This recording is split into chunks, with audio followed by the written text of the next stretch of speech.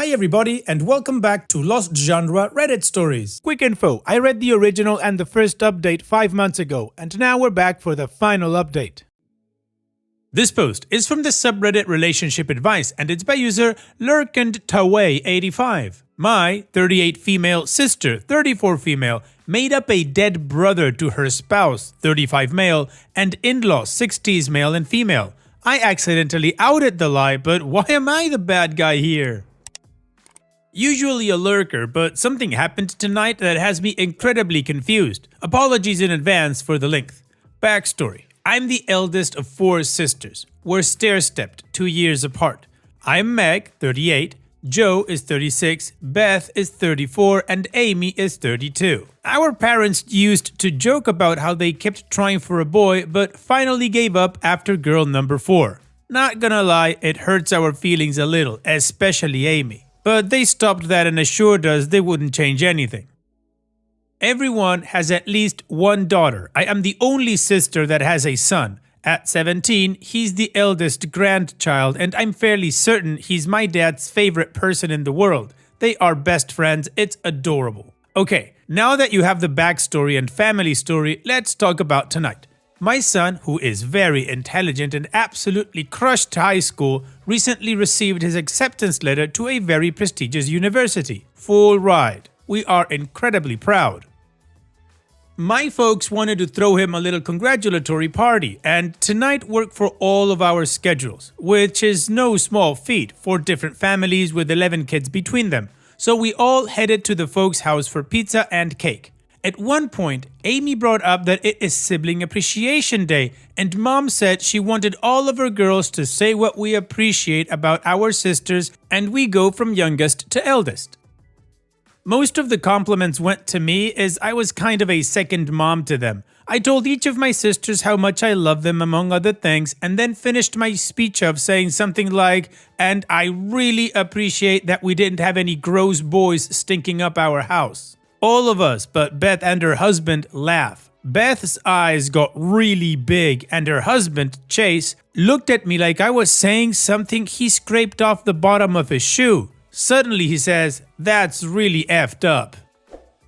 I said something like, "I don't know, Chase, I smelled you after workouts, it's pretty bad." And he got even more mad and said, "How could you talk about Tyler like that?"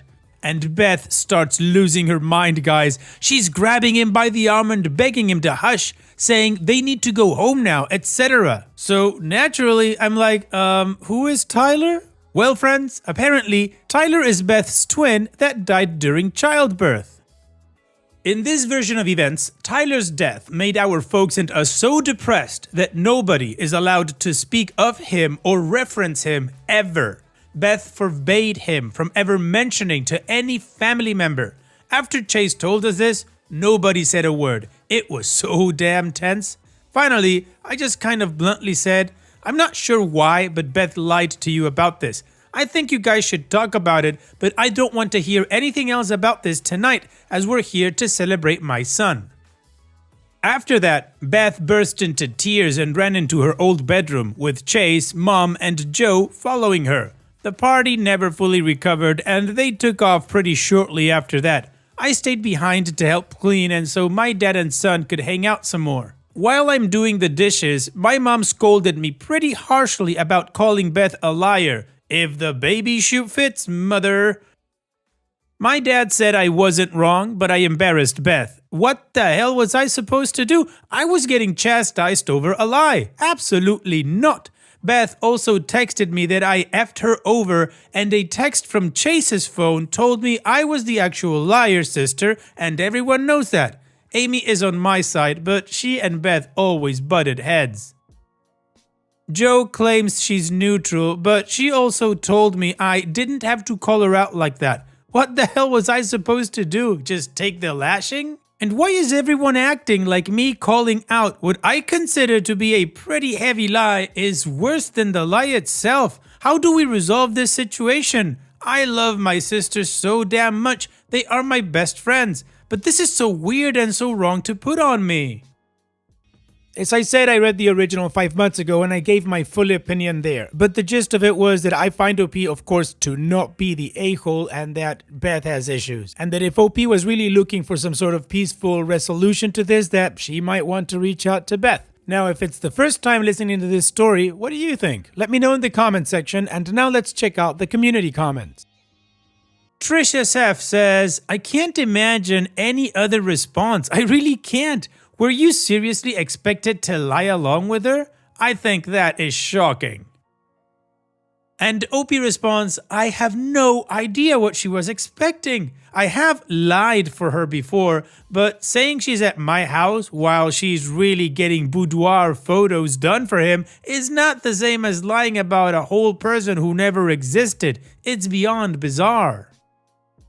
Unsolicited Advice 13 says, your sister dug herself in a weird hole, is now mad she has to dig her way out of it, and is placing that anger on you for accidentally handing her the shovel. If she wants to blame anyone for being caught in a lie, she can look in the mirror. How do you fix it? Your sister has to pull her head out of her ass and apologize for putting you all in that position. And then you can think about apologizing for being blunt about it.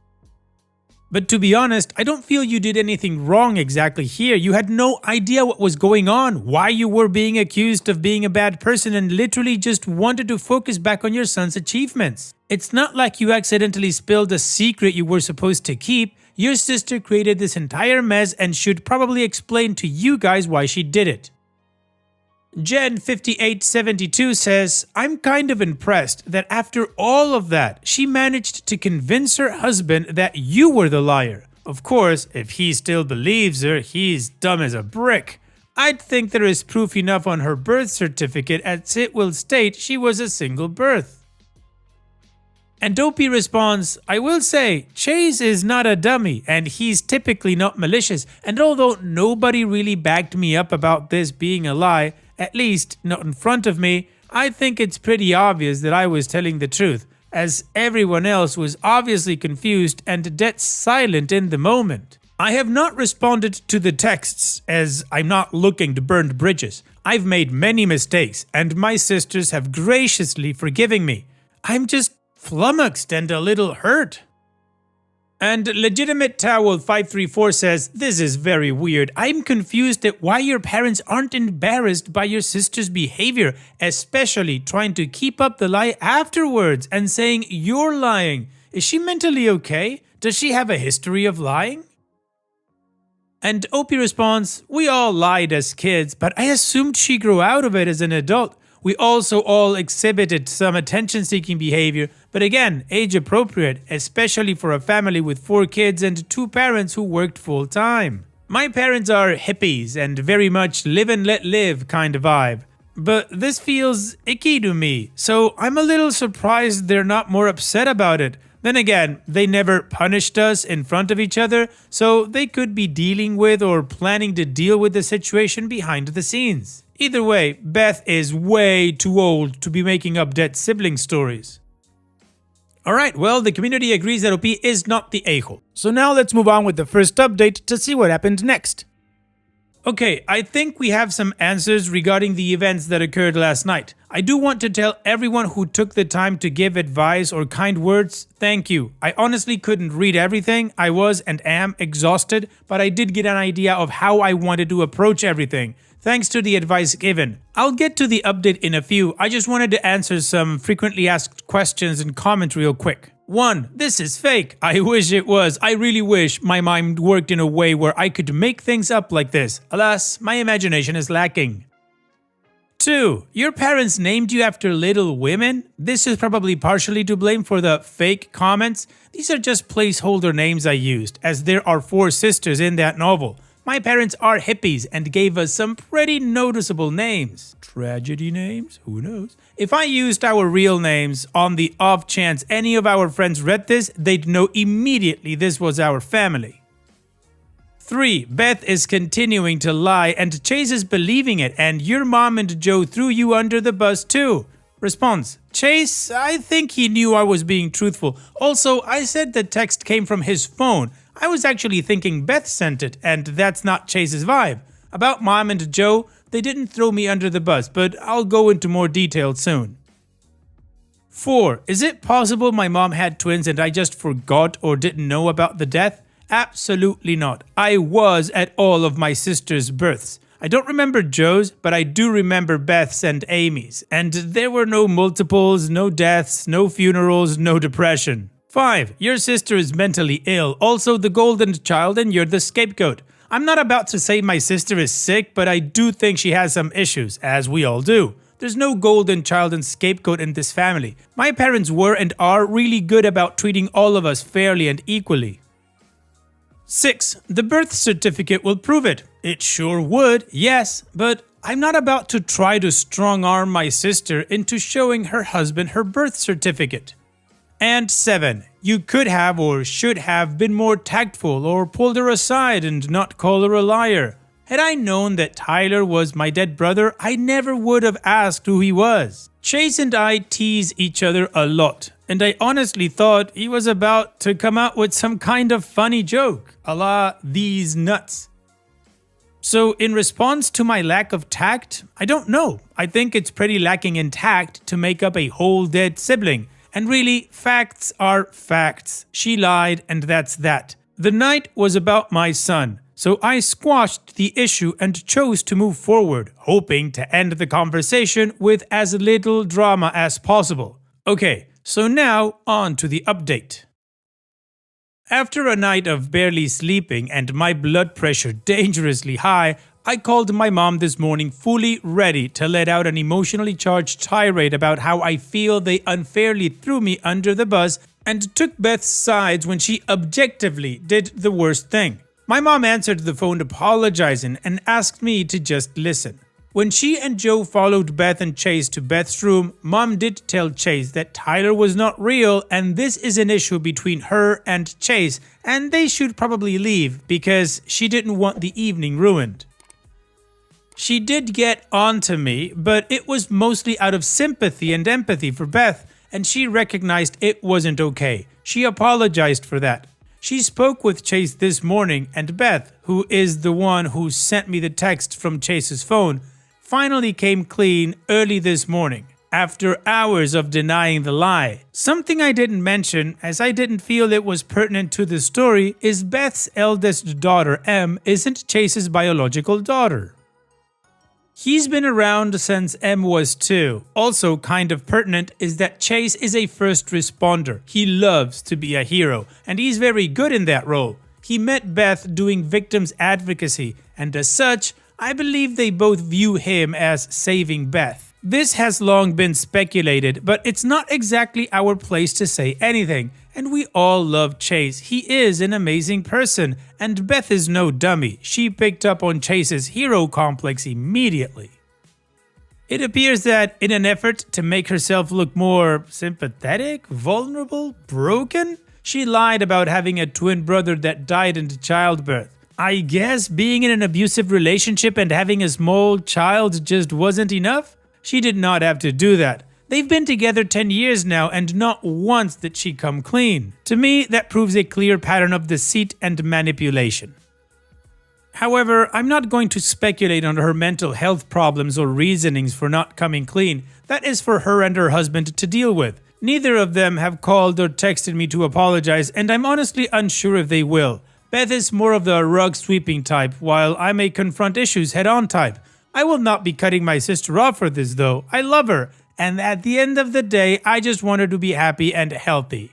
I do hope that this whole issue will cause her to rethink some of her life choices and maybe she can get some therapy.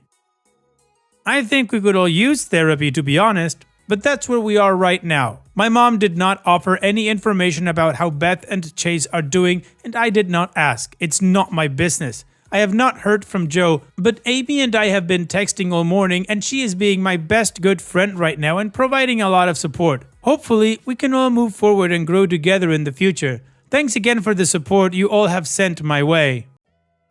So now, let's jump forward 5 months to the final update. Well, a lot has happened in the past months. I read all your comments multiple times and I heard you. I faced some very hard truths about my family and our dynamics, but mostly I grieved. About a month after I made my original post, my dad passed away. It was very unexpected, massive stroke. The worst part was my mom was out of town, so my dad died alone. My son talked to him that same day. They made plans for the next week, and then my dad was gone. It's been a very hard few months. I started therapy mostly to deal with navigating life without my dad, but my therapist made a lot of good points about our family dynamic. Mostly that I was parentified and a people pleaser. That keeping the peace comes at a price, and that price was my needs being put on the back burner. And as a result, I keep people at arm's length because of this, and I'll be damned if she wasn't right. So let's rewind a little. During the week or so after Dad died, Mom was lost. They've been married over 40 years, so no surprise there. And as the eldest sibling, I stepped up big time. Joe and I already knew a little about our parents' end-of-life wishes, and we chose to go forward with cremation. Mom agreed. This is her wish as well, as did Amy. Guess who didn't? If you guessed Beth, you'd be right. She had a complete meltdown, wailing over how she couldn't stand the thought and will not allow it and blah blah blah. This is probably the first instance of me shutting her ass down. I told her in no uncertain terms that this wasn't her choice, it was our father's preference, and it was happening regardless. Next, she was wandering through the house trying to pick out crap she wanted, before Mom had even given us her blessing. When she started, Mom asked her to please stop, let her sort some stuff first, and then she will give us a yes or no. When Beth asked what she needed to sort out, Mom mentioned Dad's watch collection. There was one specifically for my son, and when Beth inquired as to which one, Mom refused to answer. Beth insisted that wasn't fair, she should have first pick, blah blah blah. Mom and Joe apparently shut that crap down with a quickness. I wasn't there, but my son is now wearing the first luxury watch my dad ever bought, and he is so proud. Don't worry though, all the grands have something special. Next, she got absolutely plastered at his end-of-life ceremony, went around wailing and making literally the whole thing about her grief and how her wishes weren't respected. And before I could snap, and believe me, I was this close, Chase dragged her ass out of the venue, and I'm not sure what happened. But when they got home, police were called, Beth was arrested, and my niece ended up with my mom for the night. My brother-in-law did have some bruises to back him up. Despite Beth calling us nobody bailed her ass out, we are just done with it. She did get released on her own recognizance and only ended up with some community service and a fine. Chase was more than willing to do therapy with her, but she started drinking even more and as a result is being more aggressive with both him and the kids. There was another situation and long story short, Chase is divorcing her and petitioning for full custody. He has asked us to write letters on his behalf and I believe all of us are going to do so. I don't know what is going on with my sister, but she is on a downward spiral and it's so sad to see. She refuses to speak with anyone and I'm just done trying. I'd already decided to cut her off after the BS at Dad's end-of-life ceremony, but this solidified it. I won't be updating again. I'm washing my hands of all of this. I hope my sister gets help, but it'll take a lot of work, and she's never been one to want to put in the work. I'm putting myself first for once and concentrating on my children, my husband, and myself. Thanks for listening to me vent. Y'all are almost as good as therapy.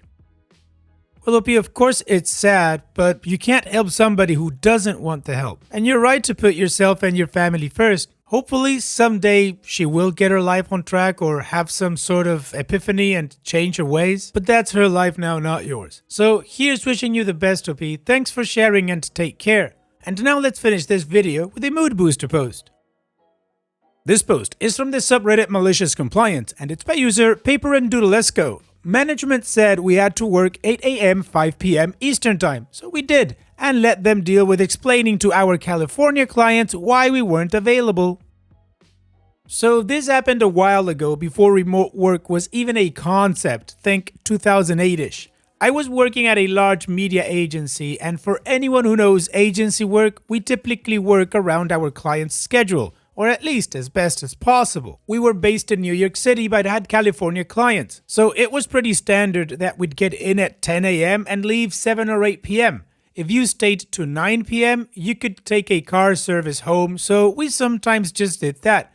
Most of us were in our 20s, so no big deal. When our new CEO started, he was used to working in Europe and hated that we weren't in the office at 8 a.m. and forced a company policy that we had to be in the office from 8 a.m. to 5 p.m. We of course followed the rules because who wouldn't want to leave at 5? Let's just say the policy was lifted within 2 weeks when our West Coast clients couldn't get in touch with us. Well, I guess that CEO learned some overdue foresight. Thanks for sharing, OP. And that's it for today's video. Thank you so much for taking the time to watch it. Now, if you've gotten to this point in the video, I assume that you like these stories that I'm reading out. So here are a couple more that you might enjoy. And if you don't have any time to watch another story right now, save it for later. And also, don't forget to hit that subscribe button.